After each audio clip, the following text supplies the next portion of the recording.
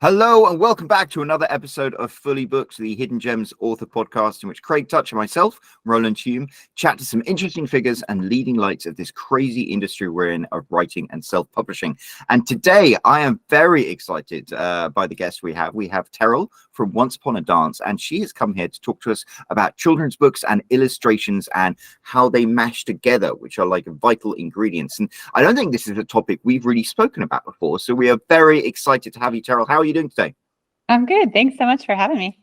Oh, well, we are delighted that you could join us, and love your conservatory backdrop, by the way. My backdrop's fake. Yours is actually real.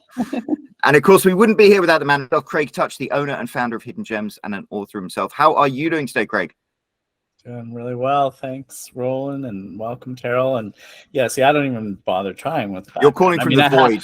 I have been trying to clean up my bookshelf so I can one day get rid of the fake background, but it's a long process. So, but yeah, welcome to the show, Terrel. As Roland said, it is not a topic that we've talked about a lot because, in general, we've been talking to authors of just regular adult novels. I mean, we have talked to some authors that write children's books, but in general, though, our topics have historically been about sort of the books that are just novels that usually don't have a lot of illustrations. So it's interesting because it's not something that I think a lot of people think about in terms of, sometimes you might want an illustrator to help with the cover. Some covers, even non-children's book covers, do get illustrated, and in the romance genre, romantic comedies, that's one that often gets an illustrated cover. Sometimes, some science fiction or fantasy, some young adults, that stuff gets illustrated. But children's books generally are almost always illustrated covers, and then of course, even more so inside the book, you have all the illustrations, which, if you're not a children's book author, you probably don't even really think about that. But that's like a huge, I imagine, a huge part of the process. And when you're not working with a traditional publisher who sort of takes care of all that stuff for you, and assuming you're not the person that does the illustrations yourself, I mean, some children's book authors probably are. They probably have those sort of capabilities, but I think many don't, and I think you're in that boat. So you are working with illustrators, and I'm sure that has a whole set of challenges around it. So welcome to the show, and thanks for coming on to talk to us about that. And so let's get started with just give us a little bit about your history with writing the Once Upon a Dance books and how you got started with that, and we'll jump into it from there. Yeah, so my daughter and I started Once Upon a Dance, and it's all kids movement stories, and we have 25 books, and the bulk of those are in the Dance It Out series, where kids can move and act out the story. And then my daughter appears on the pages of the books as kind of a movement guide. And there's some books that introduce some dance steps, and they're really fun. And they're what I wanted. Years ago, I started teaching dance. And as a young mom, I looked for these things and didn't find them. So 20 years later, I am creating them. And we have worked with a lot of different illustrators. The books, I really wanted them to be kind of like a little dance performance. And so the books look different. So they have, different plot and different characters and different choreography, of course, but also different layout. So all the books are a little bit different. Even the fonts are different, things like that, and the design elements. And so, of course, we wanted it to have a different feel for illustrations. So originally, I wanted every book to have a new illustrator, but then I enjoyed working with people too much, and we have circled back around, and I have some that have done 3 or 4 books for me at this point. So, but I think it's pretty unique to have the perspective I do in working with so many illustrators. I've actually hired 12 different illustrators, and they're all over the globe. I'll see if I can name them: South Korea, the Netherlands, Poland, England, Scotland, Canada, South Korea, India, I might have said South Korea twice, Idaho, North Carolina, Washington. So it's just really been fun to connect with everyone and work with these people quite a bit. And so how many books was it? So there's 10 illustrators over how many? So I think 27 comes out next month. Okay. Wow, So, that's quite an impressive number. Yeah. it seems to me that it would, that's almost like a more risky approach to take, in the sense that, when you find an illustrator that you really like, that really gets you and gets your stories, it would seem to me that would be somebody you'd want to like grab on and hang on to and get them to do all your books. But you're sort of thinking, hey, let me try all these different illustrators out. We just really wanted to bring an awareness to, like, both illustration and design elements as well.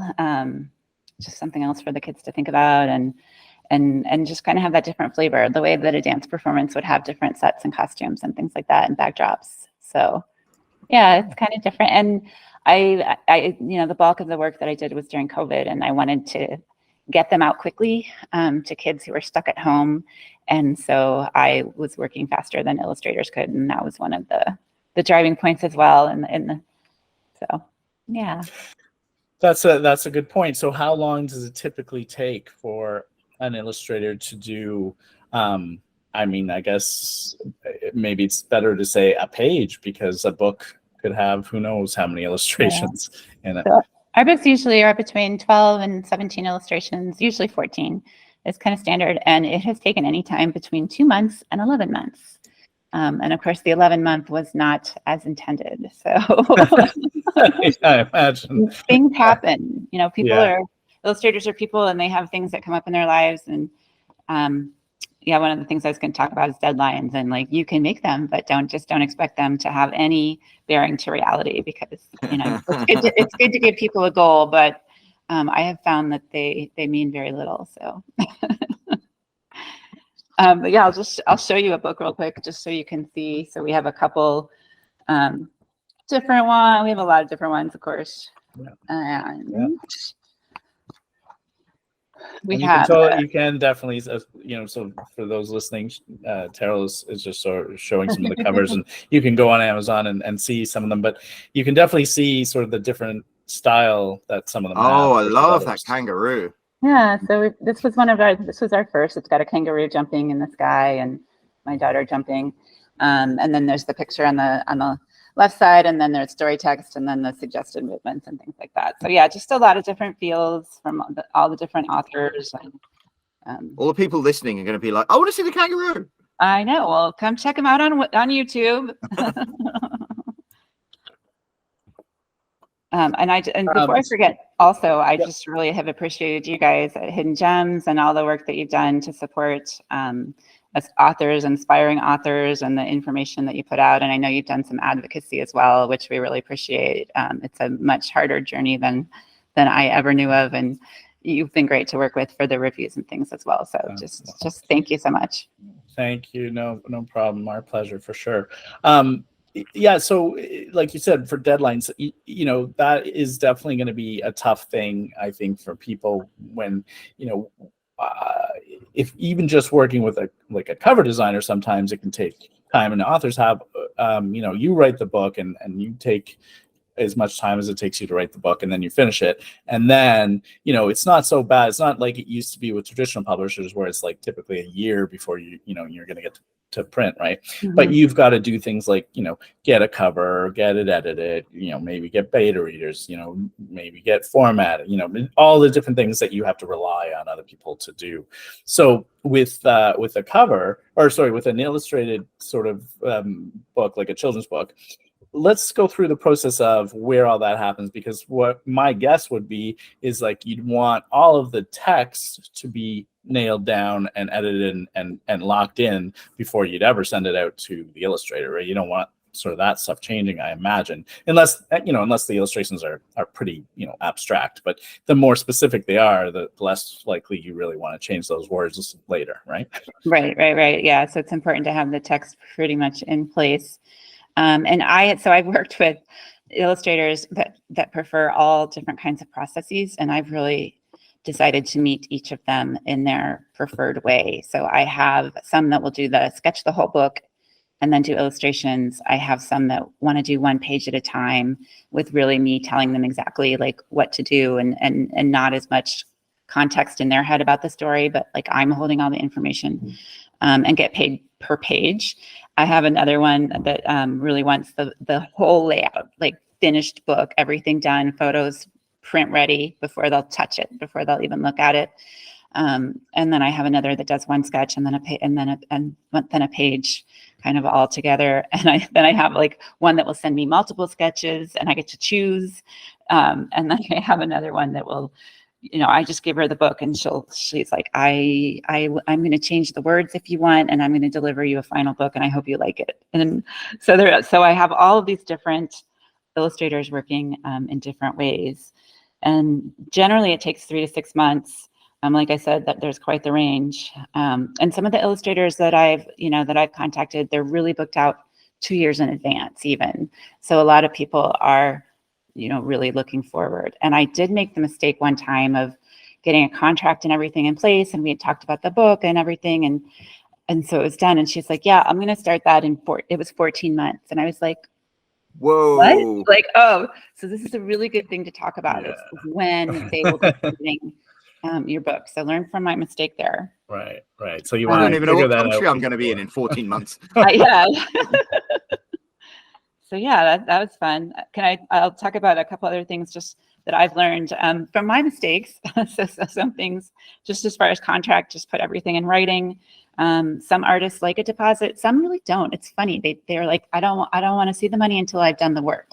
So that's really interesting. But I usually offer a deposit and then I'll do like 30% at the halfway point. Again, I work with people on kind of what they want there. And then I recommend just being really clear about the money as well. Like if you're doing PayPal, who's covering those fees, and and some of them would want bank to bank, and I don't do that. So just be really clear about how they're going to get paid. Don't reach out to an illustrator until, like you were saying, Craig, like you need to know the book size and how many images you're looking for. Like if you're just like, hey, do you want to work on my book? Like they can't answer that. They don't have enough information.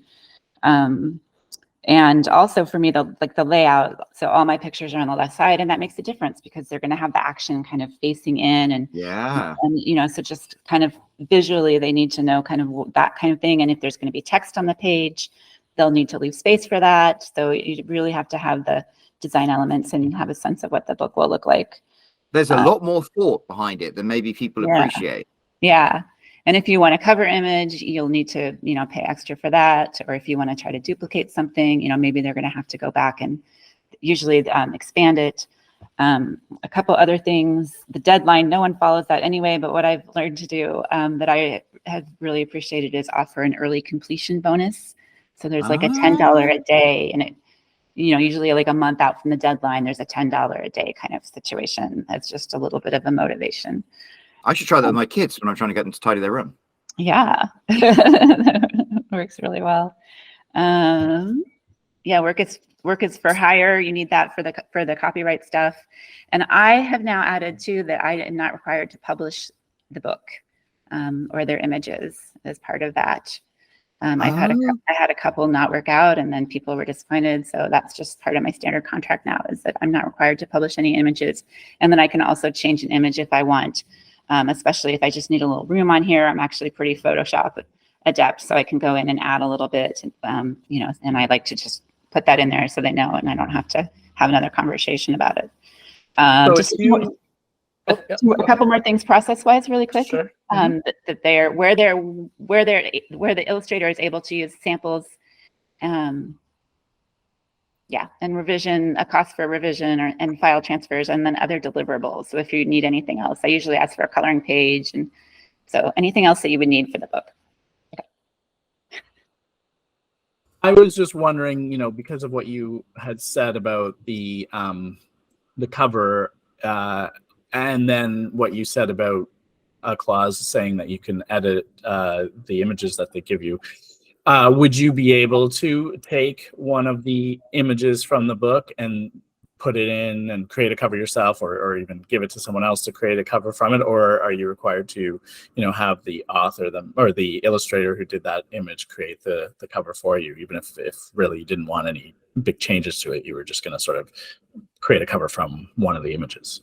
Yeah, so I'm working with a lot of fairly new, not all, but a lot of new illustrators, and they're pretty flexible on something. So usually I take a cover and try to create something from one of the books. I mean, I look at the illustrations in the book, and if something makes sense, I'll do it. And if not, I'll go back and say, can we do another?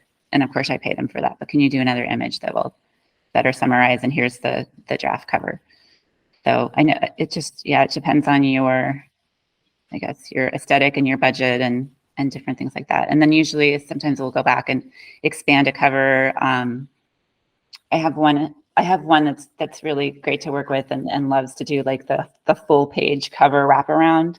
So we'll usually add that on at the end and go back and after I've kind of played with it. That looks so good though. Yeah, so that's really fun.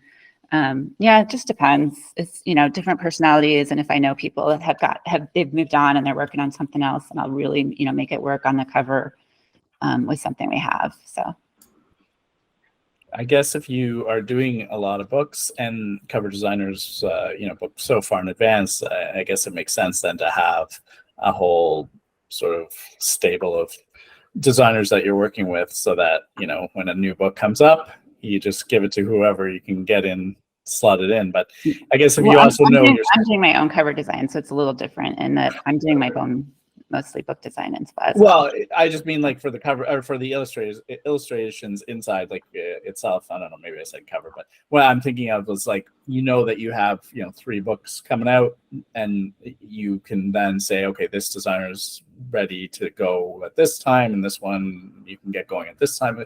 Otherwise, you're sort of like, if you had one designer, you would have, or one illustrator, you'd have to put those books out sequentially in every 6 months or whatever, even if you finished all 3 of them at the same time, right? So I guess it makes a lot more sense as long as you're okay with that sort of different illustration style. I guess some people want like a more consistent look with their books, especially if it's like a series, right? And then they're sort of locked in. But then what happens if that designer, you go on to book 3 or book 4 and they all look the same, and then all of a sudden that illustrator is no longer available? Can you find an illustrator? Can you ask an illustrator to sort of like emulate the style of? Yeah, and I do see that on the Facebook groups. People are like, here's, can anyone help me out? This was my other illustrator. Like, it definitely happens. So it's definitely something you consider. And sometimes with kids' books, they're kind of synonymous. It's like the Roald Dahl books had Quentin Blake as the illustrator, and it's like you almost couldn't separate them. Yeah. Yeah, I get you. He probably is at the level where they make enough money that Quentin doesn't have to do other people's books. He probably just stays available for Dahl. So yeah, that's pretty interesting. And I imagine too, like you'd really be sort of screwed if somebody was in the middle of a book and then all of a sudden couldn't finish it. I mean, I guess you probably would just have to start over again. Mm-hmm. But the amount of time that you lose, not to mention, even if you haven't paid them, you lose all that time. Yeah. It would be probably easier though to start again than to try to find an illustrator that can sort of pick up where they left off. They've done 6 of the 8 pages, but can you do 2 that look just the same and nobody will know? Yeah. And how symbiotic is the relationship? It depends. Like I said, there's one like that'll, she's like, hey, this text, I made this text better. And then, and I appreciate that. And then they will be like, oh, this isn't consistent or whatever. So they definitely will help me, especially people who have worked with me before. I think they're more willing to be like, hey, and I'm definitely always open to feedback and things like that. And, process wise, some of them want me to like write up really detailed description of the characters in the background, and other people just want to run with it and use their own ideas. So you have to kind of figure that out as you go along. And yeah. Yeah, well, it's interesting that you have some that want to change the words. So you're okay with that. I don't know how many would be okay with that. Are your books, I haven't read any, are they like a lot of children's books, like rhyme or something like that? Like, do they have anything? They are not rhyme. They're more just narrative to act out. So there's not a ton of dialogue. There is some, but so they're really designed to be that you can move along with the story. Okay, So yeah. it's a little different in that sense. But So that's probably, easier for them to change the words on something like that than if it was like a Dr. Seuss book where all of a sudden, they're trying to come up with their own little rhymes. yeah. Yeah. So that's really good. So how about, can you give us an idea of, and I know that this is probably different for the 10 different people, but just so people get an idea of what the cost is to have an illustrated book done. I would say it ranges from $200 to $4,500. So For a whole book. for me, yeah, that's been the And your books are, how long are they generally? so they range from like 32 to 64 pages total. That's really interesting, because that's like, in terms of cost, we speak to authors quite a lot of the time about doing like audiobooks or something like this, and it's interesting to gauge those figures, and that's kind of like a comparable figure. Yeah. Yeah, so it's interesting. So then it's and so 32 to 64 pages, but that's not pages of illustration though, right? Right. Those are book pages. So do you typically have illustration on one side, words on the other, or is it? On the spread. Yeah. So we've got the illustration, and then the story text, and then the photographs of my daughter right on the other page. And you're doing the photographs yourself, I guess. Yeah, usually. Yeah. Right. And you're laying everything out, Mm-hmm. or you have a layout person? I've mostly done the layouts myself. There's the one series the illustrator did the design for it. And then I've reached out to a few people here and there just for like template kind of stuff when I'm out of ideas. So, how did you learn to even do that? I mean, you're talking quite advanced things when you're talking about a layout of an illustrated book. It's very easy for us to like write a book, and then a lot of the stuff we can do quite easily enough, or figure out how easily to do it. But like this is a next level type thing. Yeah. So for photos, I had a photo business years back, so I do know my way a little bit around Photoshop and things like that. And then basically I spent at least 6 months just learning InDesign, and watching a lot of YouTube. You'd be amazed at what you can learn on YouTube. Some things like I can't find. It's funny. Some things you can find and some things you can't. But yeah, so I've watched a lot of YouTube tutorials. InDesign is not user friendly. I don't recommend it necessarily for really anyone. I think I was a whole level of insanity. And I'm still learning all the time. And each book, it gets easier as I learn more stuff. And So. What inspired you to go on this journey in the very beginning? What made you sit there and be like, I want to write kids' books, but I want to get a range of illustrators to come in and do them, and I want to learn how to do the layouts myself? I mean, this seems like climbing Mount Everest or something. Yeah, and everything was so much harder than I expected. Like, there's just been so many challenges, like working with Amazon. Amazon pulled down all my books, like book 7. The reviews are all about like the third-party sellers or like a printing mistake.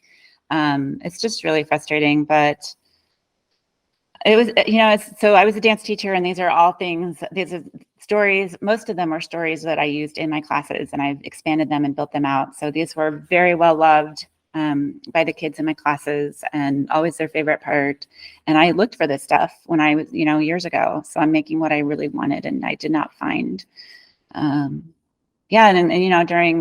During COVID, I just needed a reason to get out of bed. And so we started with just photographs. I actually have a whole series called Dancing Shapes that is all photographs that we had. And then we did some photographs in my garage and stuff like that. And so it was just about my daughter's ballet career and kind of a backstage tour, and then a ballet lesson and a little bit of like life advice and some fun things there. So that was how we started with that book. That was just about her, and then kind of branched out. And so when you're doing the layout and design, I'm not familiar with InDesign, but I imagine that's book design software or design software or whatever. But yeah, if you, it's a close approximation. Yeah, like Photoshop, but for books maybe, I don't know. So if you were to lay that all out and then want to go and create print versus ebook, is that something that you do once in that and then you can just convert to those things? Or is this like a different sort of like, because I know with novels often, we'll create the book and then we'll have to do a separate sort of layout for paperback. But this is almost sort of the opposite of that, where you're kind of laying it out almost for a visual paperback or hardcover, whatever, like a physical book, and then sort of maybe pulling it back as here's the Kindle version. So I'm just curious about how that works in terms of the technical side of how you would create the two. Yeah. So at first I did the spreads, and I would change the layout and make it more for Kindle. So I'd shrink it in. But anyway, people complained that the font was too small. So then I eventually so now I do pages that are pretty similar to the book, and it's just one page at a time for the ebook. And I just change the cover a little bit or whatever. It's a little bit of tweaking, but it's basically the same format. You build that in, I think Kindle has like don't they have a children's book creator or something now? Yeah, but you have to have a PDF. So that's I'm doing the process is you do it in InDesign and create the ebook version, and then you have to convert it, and then you have to and then to do the EPUB. Oh my gosh, so much learning. But anyway, it's a lot of things. Right. So it's not just a matter of, doing it once in InDesign and then hitting create ebook and create PDF. Yeah, not quite. That's too bad. Now, interestingly enough, I mean, in terms of you've got the creation of your book and the illustrations, it goes beyond that, the route you're approaching. I mean, a lot of us, when we're self-published authors, we'll publish just on Amazon, but you've got a different route and created your own website, and you've created your own, you've got a site on bookshop.org, and you're raising money for local bookstores and things like that. You've also challenged, the norms of the distribution platform. So what inspired that? I think it's just what you do once you're trying to get so I made these books, and I think they're beautiful, and Amazon did not promote them the way I expected. I have over 1,000 5-star reviews on one book, and Amazon doesn't recommend it to anyone, and no one can find it, and no one can find my other books. So I think that's the nature, the evolution of the author these days, is you put something out and nobody knows it's there and no one finds it. And so then you start thinking about other channels, and then you start thinking about marketing, and then you start thinking about, so right now I'm in the phase of life where I'm like, I need to figure out, a distribution that I'm doing on my own. So I did Barnes and Nobles. I published to Barnes and Nobles. I think I sold like 2 books maybe there, like in a year. I published through Ingham Sparks, and I've since learned that they, when you think you're selling at a 55% retail discount, maybe that's not the case. Maybe it's not the case at all. So the more I learn, the more I'm like, I need to figure out like different ways of distribution. And I'm on Etsy and eBay and things like that. But I am going to look into that and start distributing myself, or maybe have someone do that, because that's very typical. But you sell physical books, don't you? Which I think is different to a lot of authors we talk to who, I sell the majority of my books as ebooks, but yours, because of the illustrations, because of the very nature of what they are, you want to sell physical books, which is an additional challenge. I sell very few ebooks. I do have a couple audiobooks. I would say I sell more audiobooks than ebooks. And yeah, the bulk of my books are definitely paperback, and I do vendor fairs and things like that. So I'm out in town hawking my wares. Well, I think for this type of book, selling it at a fair or something like that is probably a great channel to do. But I'm curious about the audiobook thing. I mean, for children's books, especially when you even said yourself, there's not a lot of words on your pages. So what's the audiobook experience like if it's just few words and no images? I mean, it's narration. I mean, they're stories. They're all kind of whimsical stories. So they're a little longer than a lot of children's books. So there are plenty of words, and it's just you act it out. And we also have I have 2 now with sound effects. Right. And so one is called Sora Searches for a Song, and it's this beautiful story about a cricket and can't find its song. The stories are the ones I've done recently are all non-binary, so there's no pronouns involved, I find it very hard to talk about them that way. So for the purposes of speaking, I'm going to say she. So but it could be either a boy or a girl. She goes off and, you know, the crickets tell her she has no song and no imagination, and she basically goes off and finds inspiration and things like that, and it's lovely. So in that one there's, you know, water and crickets and frogs and a lot of different funny sounds, and so it's a really lovely story. Yeah, I was gonna say, like, because it's you know, sort of a movement based, maybe music would be good, but then you'd need to license some sort of music, find the composer even, and that would be a whole different set of challenges, I'm sure. Yeah, there are always challenges to learn, right? I do want to talk about kind of how I found people, in case anyone is searching for. Yes, that's really interesting. Yeah, just before I forgot. So when I first started looking, I didn't know where to look, and that was I spent so much time looking at different portfolios and looking on different groups and things like that, and now I basically have a wait list of illustrators. So on Instagram, that's one of the best places, and if you can kind of look for the open for commission, that's a hint that they're available soon. Some are represented, and so I've tried to stay away from those folks just because it was a level of difficulty that I wasn't willing to go for. So just check on that. Readsy.com, children'sillustrators.com, and I made a list of links that we can send to people too. The scbwi.org has a gallery, it has /galleries, and there's another list that I'll send you the link for. And then a little bit less good, but also options are Fiverr and Upwork and ArtStation and DeviantArt. And then if you go on like Instagram and search children's book illustration, there's like you can get a good sense of different things there. And it's good to like check out the different styles. I think the ones that I've seen are kind of the realistic and lifelike, and there's cartoon, and there's whimsical, and there's watercolor. And then I've also heard kind of anime and vintage. So those are kind of the 6, like, and if you can have a sense of like what you're looking for, that helps a little bit. But looking at tags on Instagram, like Illustrator and Children's Illustrator and things like that. And Facebook groups.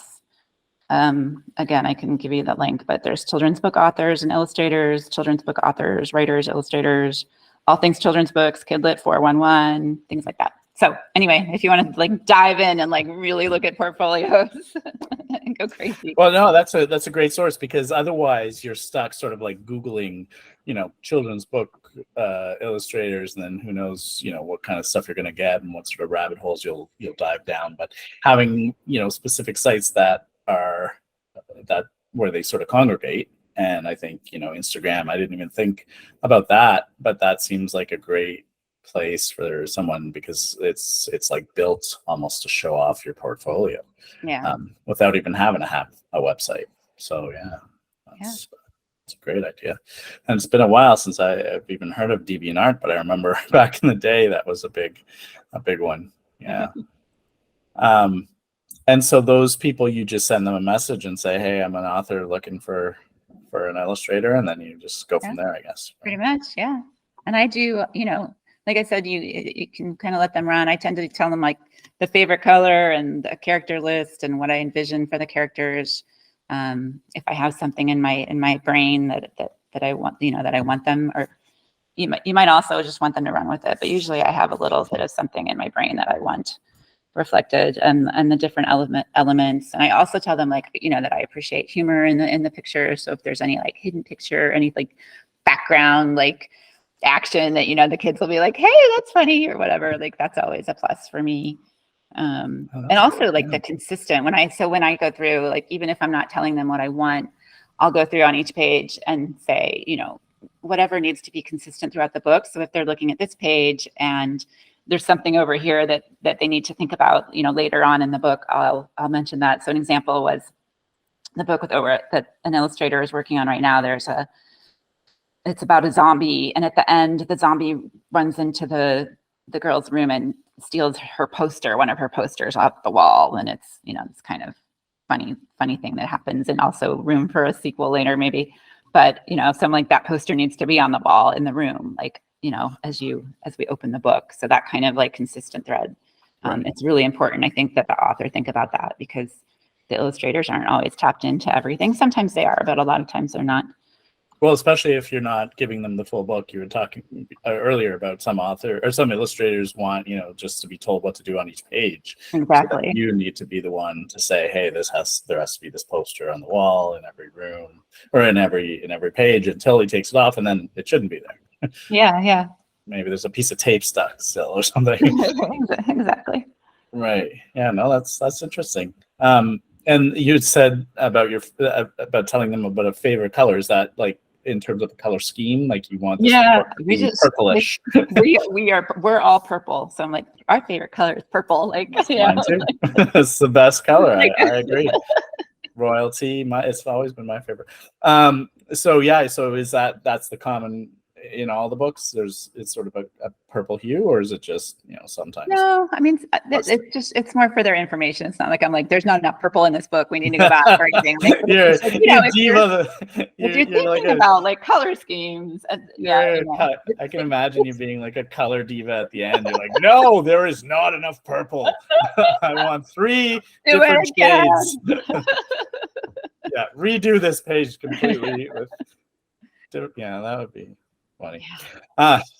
So do you generally send the illustrators like a finished copy of the book? I imagine if I was an illustrator, I would probably want one, but I don't know if that's even standard. What I do is I give them an Amazon gift card and say buy a few for your friends, buy one, whatever.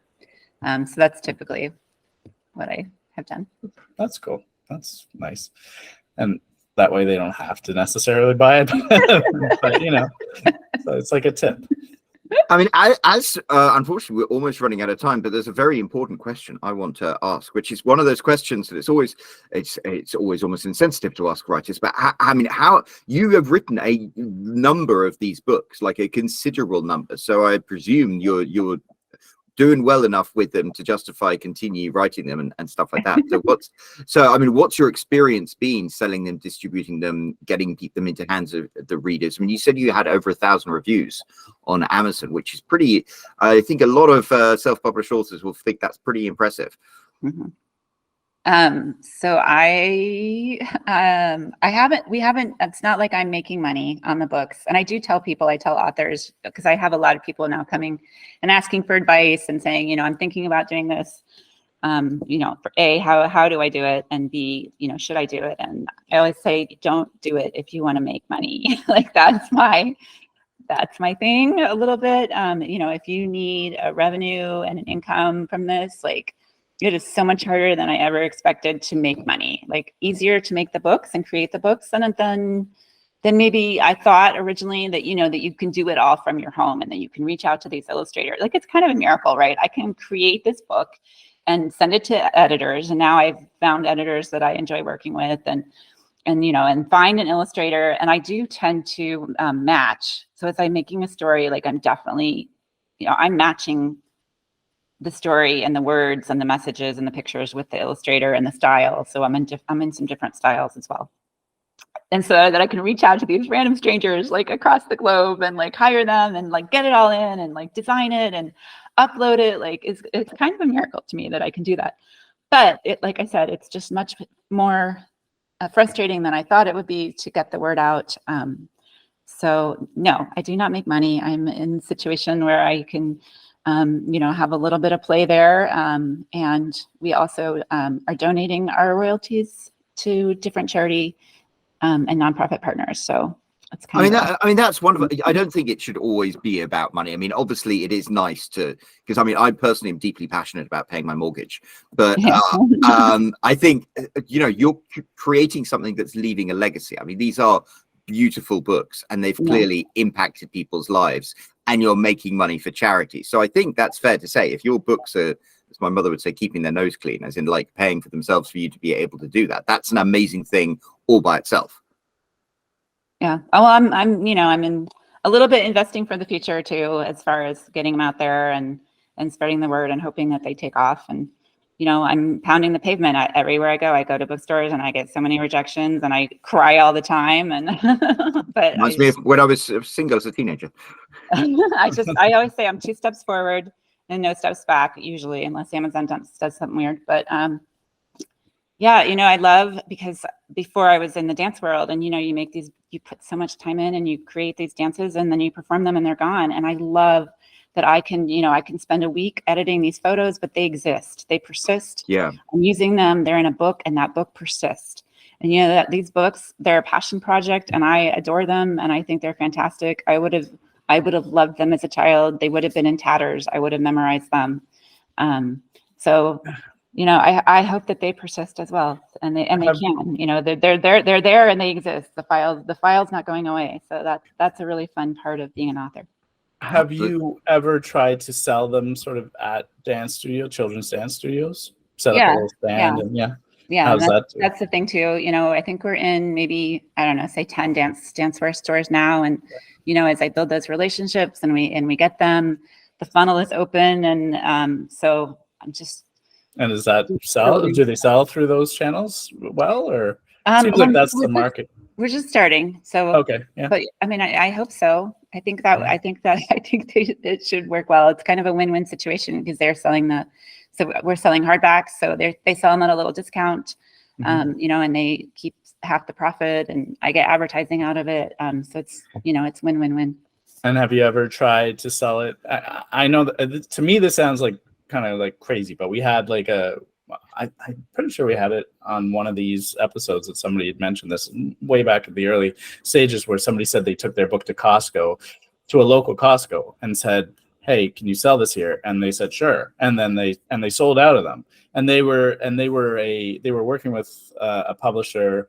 And then the publisher was like, yeah, don't keep doing that. I don't know why. Like, it didn't make any sense. I could be remembering some of the details wrong, but definitely the person was selling their books at Costco, and they did well. And I was shocked that they were able to do that, because in my mind, especially because Costco is so big, they probably have some kind of centralized purchasing, everything has to go through, but they just went into their local one and they were taken. So have you ever tried sort of doing things like that?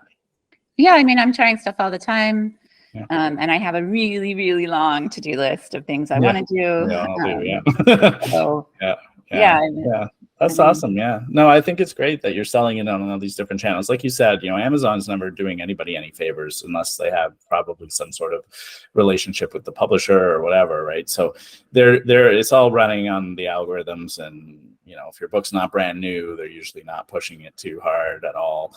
So you have to make your own luck in this world and create your own opportunities as well. Yeah, sounds like you're doing that. So absolutely, I am trying. I'm working hard. How long I last.